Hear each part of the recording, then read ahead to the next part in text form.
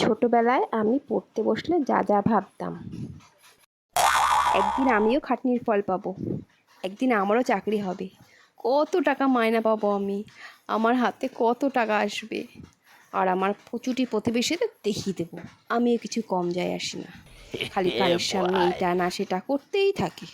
আমিও পড়াশোনা করে দেখিয়ে দেবো আমিও কিছু করতে পারি। ও, আমি তো আর অপেক্ষাই করতে পারছি না ওদের কালো মুখটা দেখার জন্য।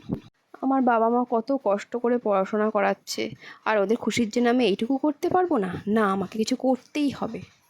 এবার আমারও সময় এসেছে কিছু করে দেখানোর। আমি দিন রাত এক করে দেবো, তবু হার মানবো না।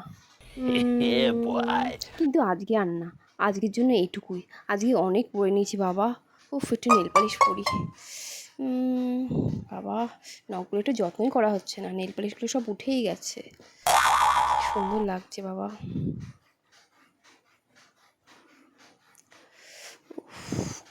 কেমন যেন ঘুম ঘুম পাচ্ছে, একটু হালকা করে ঘুমিয়েই নি।